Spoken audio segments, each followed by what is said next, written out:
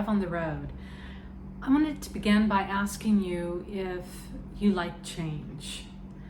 Do you often feel like you need to control your environment and make conditions be a certain way?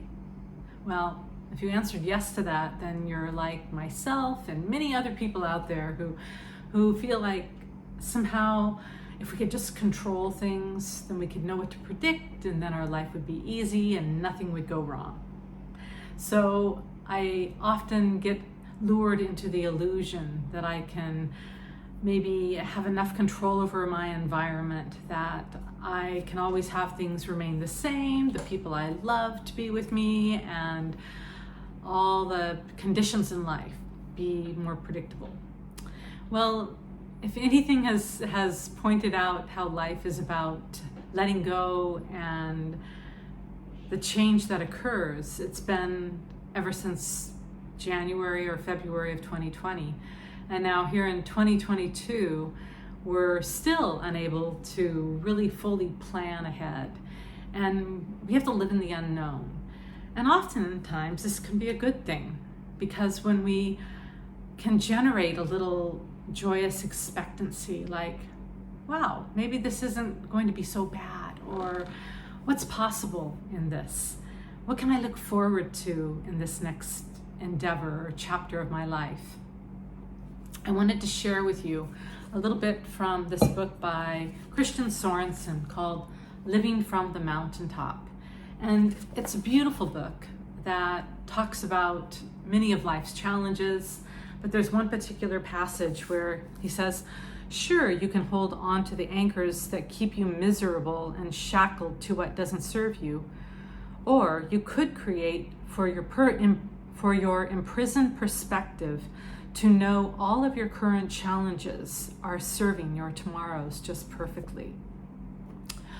I love that idea that all of our current challenges are serving our tomorrows just perfectly. Think about that. Think about things that you perhaps can't quite get your head around why they're happening in your life. But perhaps you could then trust that they're going to somehow serve you, either by building a muscle you didn't know you had, or giving you a new perspective that will help you get through something, or bringing you to a situation that's really in your best interest. But you don't quite understand why it's there now. He goes on to say, which sounds like the better choice. It takes some trust to hold on to this position. If it was so obvious or just a matter of luck, it wouldn't require trust.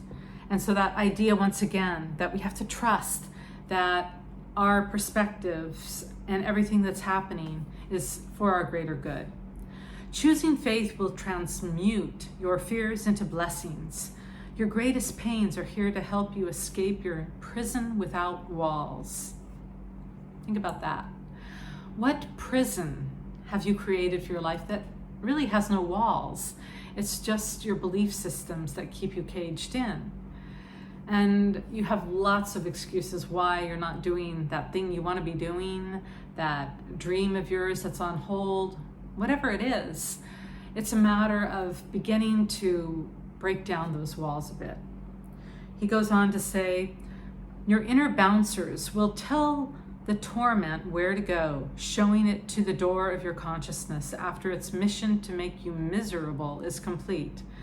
When you let go of your earthly expectations of how everything should be, you become lighter and gain a higher perspective from an ever greater elevation. I love that line. How we gain a higher perspective from a new elevation after we let go of the idea that things should be a certain way. How do you know they should be a certain way? There's a whole puzzle that's being put together that picture's not complete. And it's like trying to make sense out of the puzzle as you're going along, but you don't have all the pieces together yet. Or I also love the tapestry analogy of, if you look up close at a tapestry, it doesn't make sense. You don't know why certain threads are being woven in certain ways. And it's not until you step back that you truly can see into the image or the design that's being laid out before you. And so just by beginning to trust that there is something deeper to look into, to look forward to, and we don't always have to make sense out of it right now.